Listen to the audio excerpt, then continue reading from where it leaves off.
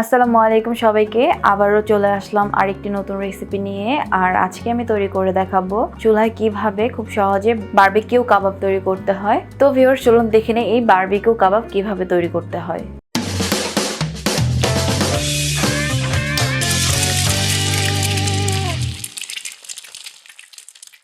Chicken barbecue তৈরি করার জন্য আমি এখানে 200 গ্রাম মাংস নিয়েছি, আর মাংসটা অবশ্যই বোনলেস মাংস হতে হবে। এরপরে ছোট ছোট টুকরো করে কেটে নিয়েছি। এরপরে হাফ চা চামচ পরিমাণ আদা বাটা দিয়ে দিচ্ছি। হাফ চা চামচ পরিমাণ রসুন বাটা দিয়ে দিচ্ছি। গরম মশলা বাটা হাফ চা চামচ পরিমাণ দিয়ে দিচ্ছি। এরপরে 1.5 চা চামচ পরিমাণ লাল মরিচের গুঁড়োটা দিয়ে দিচ্ছি। আর আপনারা যদি ঝাল কম খেতে চান বা বেশি খেতে চান, সেক্ষেত্রে আপনারা কম বেশি করে নিতে পারেন। এরপরে 1-2 চা চামচ পরিমাণ ধনে গুঁড়ো দিয়ে দিচ্ছি। হাফ চা চামচ পরিমাণ ডার্ক সয়া সস দিয়ে দিচ্ছি। এরপরে 1-2 টিস্পুন পরিমাণ লবণ দিয়ে দিচ্ছি। আর এখানে লবণটা একটু বুঝে শুনে ইউজ করতে হবে, যেহেতু ডার্ক সয়া সসের মধ্যে লবণ ইউজ করা থাকে, সেক্ষেত্রে কিন্তু লবণটা আপনারা অবশ্যই বুঝে শুনে ইউজ করবেন। এরপরে 1 চা চামচ পরিমাণ লেবুর রস দিয়ে দিচ্ছি। এরপরে সবগুলো উপকরণ খুব ভালো করে মেখে নিচ্ছি।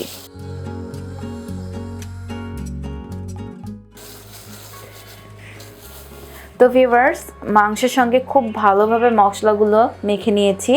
এখন এটাকে 15 মিনিটের জন্য রেখে দিব। 15 minutes later. তো ভিউয়ার্স, 15 মিনিট হয়ে গিয়েছে। আর 15 মিনিটের মধ্যে খুব ভালোভাবে মাংসটা ম্যারিনেট হয়ে গিয়েছে। যেহেতু এটা চিকেন, তো চিকেনের মধ্যে খুব দ্রুত কিন্তু মশলাটা ঢুকে যায়। আর যেহেতু এটা ছোট ছোট করে পিচ করা, সেক্ষেত্রে 15 মিনিটেই যথেষ্ট। যেহেতু আমি এটা বারবিকিউ করব, আর এর জন্য আমার দরকার হচ্ছে শাসলিক কাঠি। তো আমি এখন শাসলিক কাঠিতে একটি করে টুকরো নিব আর এভাবে করে ঢুকিয়ে দিব।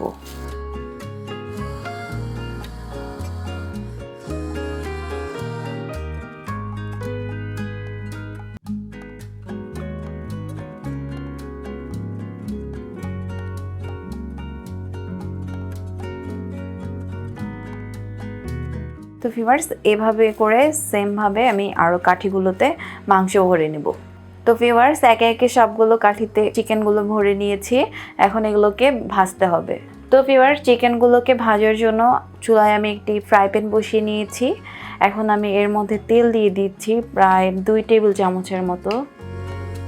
তো ভিউয়ার্স, তেল গরম হয়ে আসলে এর মধ্যে চিকেন বারবিকিউ টিক্কাগুলো ছেড়ে দিব। তো তেল গরম হয়ে এসেছে। এখন আমি একে একে করে সবগুলো চিকেন এখানে দিয়ে দিচ্ছি।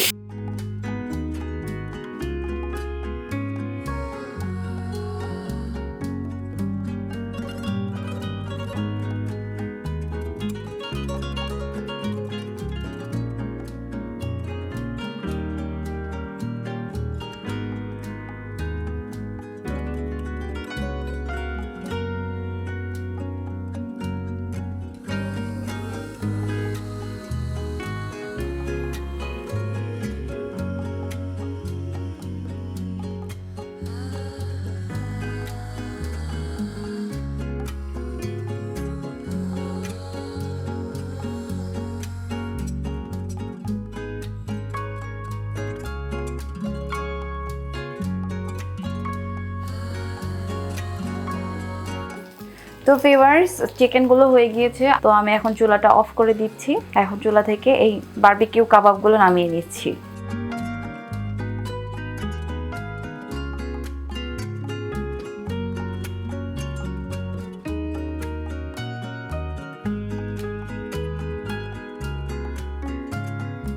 তো ভিউয়ার্স, খুব সহজেই তৈরি হয়ে গেল বারবিকিউ কাবাব। আপনারা যে কোনো টাইমে এটি ভেজে খেতে পারেন। আশা করছি আমার রেসিপিটি ভালো লেগেছে। তো ভিউয়ার্স, আবারও নেক্সট অন্য কোনো রেসিপি নিয়ে আবার চলে আসবো। তো আজকে এখানে বিদায় নিচ্ছি। আল্লাহ হাফেজ।